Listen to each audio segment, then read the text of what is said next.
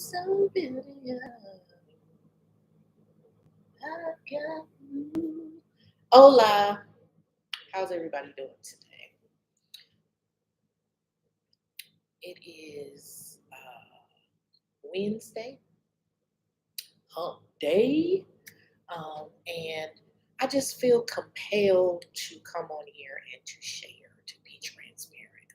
One of the things that I focus on or like to pride myself on is being transparent. I'm not trying to be a fake person. I'm not trying to be somebody that says or acts like everything in my life is perfect because I'm a life coach or everything in my life is perfect because of this or that. Nothing in my life is perfect, um, except for my faith, my heart. Um, but I use my personal experiences, my personal trauma, my personal obstacles, challenges as litmus tests for the things that God shows me to get out of them, to get through them, and then to ultimately come to help others with.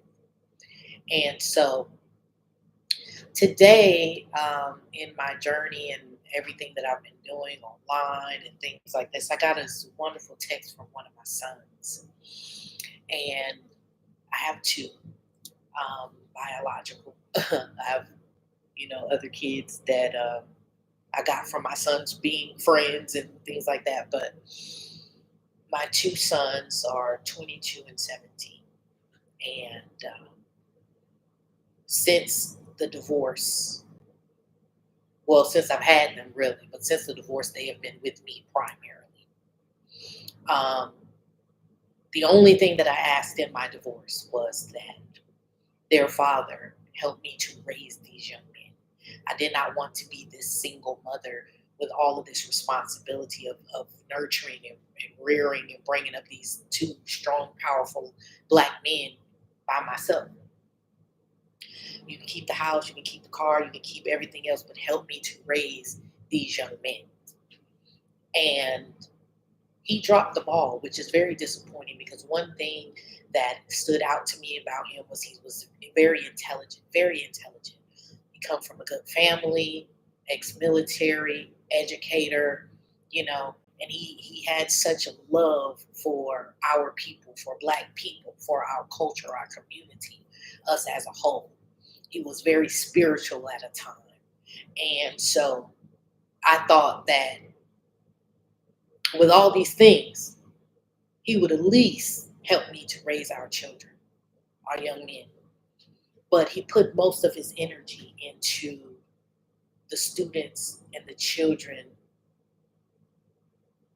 um, that he taught at the schools. He spent a lot of time with their parents, with their single mothers, trying to help them to keep them out of jail and all type of things. He did wonderful things for them. But when it came to his sons, he had nothing for them. Very little. The older they got, the more far apart that they became. And people think that, oh, they're kids, they don't know. But kids watch and they see. And I've always said that the relationship that he has or doesn't have with his children will be because of him. So I would always encourage them, call your dad. Did you check on your dad? There were times when he became homeless and I would go over there and bring food. In order for them to go visit with him, I would have to bring food with me. You know, I would encourage him, try to lift him up. I would help him with different things, write letters to this employer, to that person, do references, resumes, help through school, all type of things. But whenever I got into a bind, whenever I got into a place where I needed help, he was never there. Never there. It's almost though hindsight looking back, like he had a resentment for me because no matter what he threw at me, no matter whether it was a fist, a slap, a item in the house, breaking stuff, calling me out of my name, putting me down, no matter what he did, I still was able to push through it. I still was able to be the mother that I needed to be to my children. I still was able to persevere. And I learned that there have been people in my life that have been envious or jealous of the fact that, in spite of the trauma, the obstacles, the challenges that I face, I'm still able to persevere and push through. Now, there was a time in my life where I tried to unalive myself, where I just gave up and I didn't feel like I was worthy enough to even keep in this fight. But God had a conversation with me, and I had a conversation with God, and I said, "Look, Lord, if you want me to be here, then you're going to have to show me how to be here. You're going to have to show me what to do, guide me along the way because I can't do it my way. My way has not worked. My way is not working. You're going to have to show me your way." And he said, "Okay." And from that point on, I followed everything that I felt in my heart and my knower, what my pastor would say, that I believe God wanted me to do. He wanted me to go to groups. He wanted me to stay in therapy. He wanted me to try medication. He wanted me to learn all these things, go back to school, get certifications, reach out. Don't be ashamed of the things that I've gone through. Share that, share my testimony with others so that they can see. Like I've always told my sons, I didn't try to hide when I was down and broken and beat down.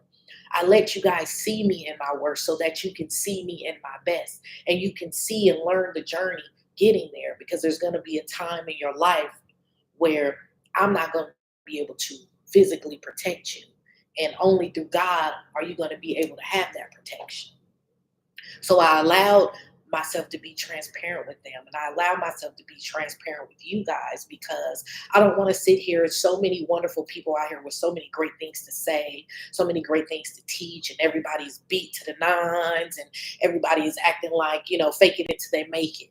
Well, that's not my process. Being real through the ordeal is my process, okay? Because you need to know that I am like you. We are similar. Yes, I may have gone and got degrees. Yes, I may have gone and got certifications and took classes and did all this stuff. Yes. But ultimately, it is my belief that we all go through something. We're just going through different things at different times, different stages. There was a time when I went to a battered women's group, and I was very nervous to go there. It was in a secluded area. It wasn't labeled. They had a place where people can bring their children, and these women, us women, could feel safe. And we sat in that group, and I remember the first time that I was there, I just cried. I cried at the different testimonies from all these different women in different stage of their abuse. Some had just got into their abuse, where this wonderful man all of a sudden turned into a villain. Some of them have been being abused for years and haven't figured out how to get out. Some of them have just got out. Some of them have been out for years. But to hear all of these dynamics and then to realize that I was these women in the stage that I was in, it was so powerful. But God had me to go through this. God had me to develop through this and learn and understand that I am not alone. One of the greatest things that a person in despair, a person that wants to unalive themselves, thinks is that they are alone. When you're going through obstacles and challenges, the greatest thing is feeling alone. Feeling like you're the only one struggling, you're the only one hurting, you're the only one being abused, you're the only one not eating, you're the only one homeless, you're the only one addicted, you're the only one, all these things. And ultimately and really that is not the truth. I don't know if this light helps. That is not the truth. I'm standing up because I'm about to go walking, and my back is a little sore today, but I need to stand up. I've been sitting down way too long. But anyway, but I'm here to tell you that you are not alone. In this world full of all these wonderful dynamics of people, there are people going through exactly what you are going through. There are people that have been through what you are going through. There are people that haven't been there yet, but it's coming to them. So just know that we are all being attacked in one way, shape, or form. Our mind, our body, our soul, our spirits, our finances, our families. When I got married, I didn't think that I wanted to be divorced. I thought that I had finally did it. I got a man that wasn't a gangbanger. I got a man that wasn't a thug. He wasn't into this. He wasn't into that. He was a college graduate, come from a good family, military. I'm just thinking, I'm checking all of these external boxes. You know, seeing the good that's in him, but that he refused to show me. And what God has shown me in all this is sometimes people are envious of your ability. It's not that you have something or the material things, it's what you have inside of you that makes you so strong and so powerful that people can't see. How come every time you get punched in the face, you still can stand up and be beautiful? How come every time somebody kicks you and knocks you down, you can still get up and you're not dirty? Or even if you are dirty, you still are so radiant and beautiful. People don't understand this. Hold on one second, y'all. Hello. Oh yeah, I called you. Did you see the text? Oh, I did. I called you so you could.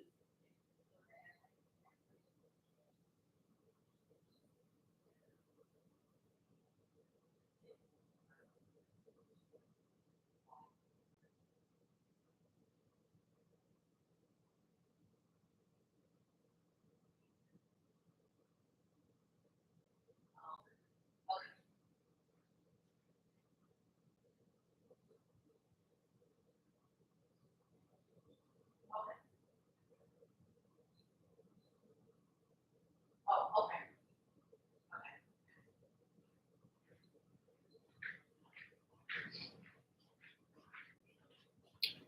Sorry, I'm back. I didn't want to stop it, but yes. Anyway, so we're all going through all of these things, and I say this. One of my biggest obstacles or challenges was that I picked this person. I picked this person that I thought was the opposite of everything that I was running from. And this person showed me everything that I was running from. He showed me the abuse. He showed me the neglect. He showed me the pain. He showed me the lack. He showed me all of this. And in my brain, in my psyche, in my spirit, I could not figure out why. What did I do to this person to make him harm me in such a way? And I felt like, well, okay, at the time of divorce and everything, I'm like, okay, well, excuse me, he can feel that way about me, but he's not going to do his children this way. He's going to be the father that they need because I've watched him do it with other people. I've watched him do it. But as my sons have grown up, and he has a daughter, and he was so hurt when she had to tell him, like, Dad, I love you, but you're not my person. My grandfather is my person because he's always there when I need him. It hurt him. He was so resentful. Oh my God, I'm not going to talk to her. Da, da, da, da, da, da, da. That didn't last long. So now here you are with these two sons. My two sons and I have been homeless on more than one occasion where we've had to stay with friends. We've had to separate where they can go to different friends and I stay with a friend. We have slept in a car. We have slept in hotels. Okay. Their dad has been in the area, in the vicinity to where he could help and refused to help. He would call me and say, well, I'm trying to call the boys and they're not talking to me. They don't want to. I call them, they don't pick up. I call them and, they don't answer, they don't respond. And I try to tell them I don't have that problem with them. I don't have a communication issue with them. They come to me when they have problems. They come to me when they need something. They come to me when they just want to sit down and relax and be themselves. And my son sent me the most heartfelt text today where he is basically saying, Ma, I love you. And I know it's not my fault, but I know that the things that go on in my life pertaining to me, you should not have to deal with it by yourself because I have two parents. But we are going to be okay. This is the side that I've raised my sons to be, to know that we're going to be okay in spite of. So I want to talk to parents. And I had posted on one of my social medias about parenting. Do you think that you are a good parent? And what type of things make you feel like you're a good parent? Because I always wonder, at some point, are my children going to come to me and say, "Hey, mom, you weren't a good mom. When you did this, this wasn't good. When you did that, that wasn't good." One of my sons told me, "When you get upset at my dad and you cuss him out or whatever, that hurts me because I know he's part of me and that hurts me." And it made me feel the way it did, because for the longest I tried not to, but you get frustrated. It's like, bruh, and I hate to be one of those person that brings stuff back. All I did for you, but it's like, bruh, I didn't have these children on my own. These are young men, young black boys that need you at this point in the game. Yes, I can give the loving and the nurturing, but I can't teach them how to be men, what it's like to be a man, a black man. I can't teach them that. But I can teach them how to be good people. I'm all lopsided, y'all. I don't know what I'm doing with my hair. I can teach them how to be good people. And so as a parent, I was just talking to a friend of mine. We have to know, okay, let me talk to mothers. Okay, mothers, we love our children. We're going to nurture them. But to those mothers out there, please stop using your children as weapons against the father, because I have a lot of male friends that would be excellent fathers to their children if they're allowed the opportunity. The woman comes in and gives them hell about their children. Now, in a caveat to that, I don't know what the relationship is with them and the mother. Okay. I know these as my male friends.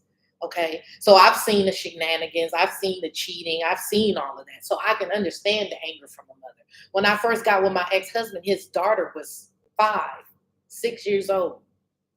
And her mother was giving him the business. Nope, you can't see her unless you run me the money. Or if she bring her, you can't bring her back unless you run me the money. Like, she was on him. And me sitting back, I'm just like, but she don't understand we don't have the money. She don't understand the struggle that we're going through. But I didn't understand the struggle that he put her through until later on we got married and that struggle became my struggle. But we got to understand that our children are people. They're humans. They have spirits and minds and souls and energy, and they can receive things that they don't need to receive. That's an adult issue. That they need the mother and the father, the feminine and the male energy. Teaching, learning, lessons, conversations, hugs, laughters, discipline, all of that. They need both. And it angers me. And I always say, it's not okay just that your children know who you are. They can identify you. They can say, "Hey, dad," or "Hey, mom," when they see you. Because I know guys that have their custody of their children because the mother don't want to have nothing to do with them. She like, "Yeah, I had them, but they you. This you.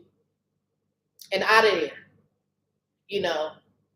But we got to understand how this affects people. We are all people, even the little ones. They are people, and they're going to grow up to be adults, and we're perpetuating these cycles that are unhealthy.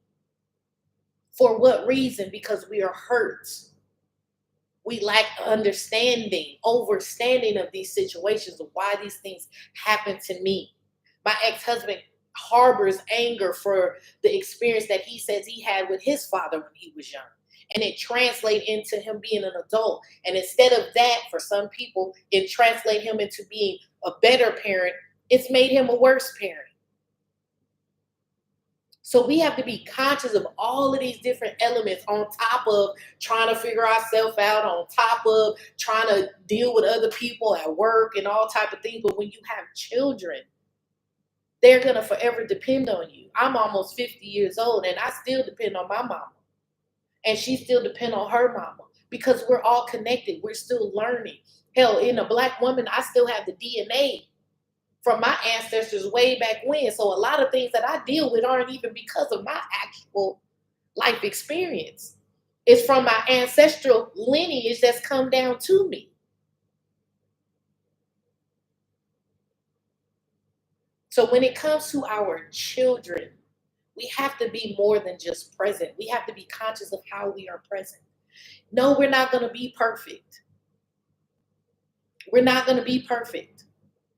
But we have to teach and show our children how life is. Sometimes it's great, sometimes it's not. And when you get knocked down, this is how you get back up. We can't just automatically expect them to just respect us and love us just because you're mama or just because you're daddy and I know who you are. It breaks my heart that my ex-husband is not the father that I know or hoped he could be to his sons. It breaks their heart. And my therapist had to say to me that the way that they respond, which to me seems like they're protecting him or excusing his behavior, is their mechanism for coping. Because growing up and seeing how he did not help, how he does not help, how he attacks them in different ways and things, they had to draw a line. They had to cut it off and say, hey, that's just him. I'm gonna put that over here. Whereas to me, it's like y'all excusing him for this. It's not. Life. Life be lifing on us all. Life be lifing on us all. But I just want people to understand that we're not going to be perfect in everything that we do. We can have a perfect heart. I say I have a perfect heart because I don't have malice. I'm angry and hurt by my ex-husband, but I don't wish no harm on him. I don't wish something bad happens to him and da, da, da, da. I wish the best. I hope that he heals. I hope that he gets help. I hope that he at some point in this journey becomes a better father to him, to our children. Because as long as he has breath in his lungs and he can live and breathe and wake up every day, he has a chance, Lord willing, to be a better father to our children. And I'm sharing all of this because I know that I'm not alone. I speak to women, especially all the time, who deal with the baby daddy, the ex husband, who ain't shit, who ain't this, who ain't that, who ain't that. I talk to my homeboys, my friends, my guy friends who talk about the baby mama. She do this and she do that and she take the money and she got a nigga and da da da da da. I hear all the stories, but we cannot let the anger and the misunderstanding and the misinformation and our own personal traumas to continue to create trauma for our children. Life is hard. Life is hard and it's becoming harder and harder and harder. So we have to realize that even though our children may be little, they're paying attention. They're watching, they're seeing. And we always want to justify. Like one of my nieces said, well, yeah, maybe she let, different guys come, into her home because she watched her mom do it. And then one of my sisters said, well, but those guys never did this and never did that and never did that. Maybe not. But the point was that she had different guys come over. So now that's what she's picked up. We don't understand and see how we affect each other so greatly. And it's not about being perfect. It's not even always about being right or wrong, good or bad. It's about being different and the same at the same damn time. But I just wanted to share that because being a single parent is difficult, especially when you're dealing with being an abuse victim, with dealing with mental health issues, with dealing with physical, medical issues. The challenges are stacked up, and you still have to muster up the strength. You still have to muster up the time and the energy to be there for your children. Right now, I'm experiencing one of the hardest times in my life. One of the hardest times in my life, externally. But spiritually and internally, it's one of the best things that's ever happened to my soul, for clarity, for growth. So I know that it's bubbling over and it's going to amaze myself from even what I can even think or imagine what God is setting up for me. But even in all of that, it's plaguing my children. It's hurting my children. We're apart. We're finding places to live. We're finding out different transportation. We are trying to get my son um, through his last year of high school. We're trying to support my other son through his music career. I'm trying to grow my coaching business. It's so many things. And I'm so grateful for friends and family that have sacrificed on behalf of us because they didn't have to. So I think I say all this to say that we should be conscious of our present state because the past is gone, but it still currently affects us to a certain degree, which can then affect our future, which can hinder it, stop it, or open greater doors than we could even think or imagine. And our children that come from us, the people that are around us, the little folks that count on us, even teenagers and young adults still count on us. They're looking to us for answers. They're looking to us to see how we respond, how we learn, what we are learning, what we are doing. It's not always what we say, it's what we do. So I'm proud of myself and okay with allowing my children to see me in my downtimes. When I was growing up, it was like grown-ups here, children here. When grown-ups came in, children dispersed. We weren't allowed to mix and mingle. No. But for me, raising my children, I want them to see that I'm just because I'm a mother, yes, I'm a superhero, but I got issues too. But these issues don't have to break you. These issues don't have to stop your life. There's ways, avenues, things that you could do to help you to press forward, get stronger, get wiser, get through it, and make things better for you internally and externally. Yes, there's always going to be a process to it, always a journey that might not be easy, but you are worth it. You are worth the fight. You are worth the patience. You are worth the prayers, the love, the shoulders to cry on. You are worth all of that.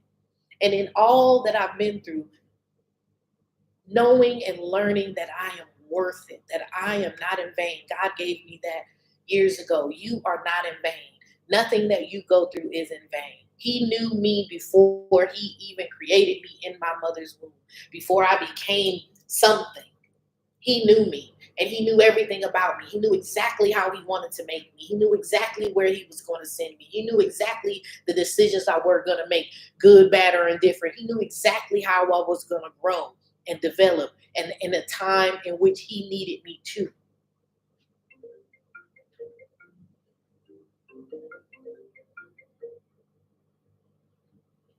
So I want to share this with you and encourage you and let you know that you are not alone in your struggles, that there are so many of us that are going through it. But you are not in vain, and this struggle is not the end all be all. It is just a lesson. We have lessons and blessings. We go through the lessons so that we can be prepared for the blessings. And the more that we learn and the more that we develop, the more that we understand and overstand, the more fearless we can be. We don't have to be ashamed of not being perfect because we're never going to be perfect. But you can feel appreciative and you can feel loved and you can feel worthy because you know that all of these obstacles are to bring you up and build you up for all the blessings that God created you for. So I hope that this real talk situation, I know it kind of was a little bit all over the place, but sometimes it just takes me there.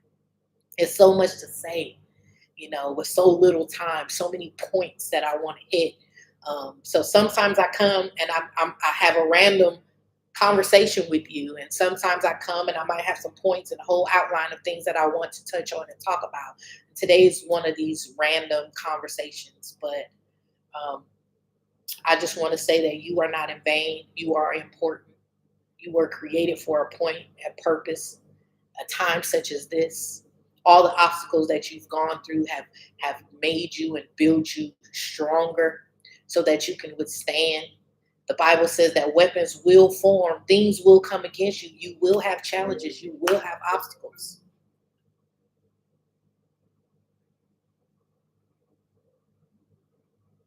but they will not prosper. They will not prosper unless you allow them to. So let's learn skills. Let's tap in. Let's read. Let's pray. Let's meditate. Let's learn what we need to do in these times so that we don't just sweep them under the rug and they keep following us as we progress or think we progress, but so that we can heal and grow and really be new and teach our children how to do it as well. So you guys have a great day. Thank you so much for your time. I will see you next time. Toodle.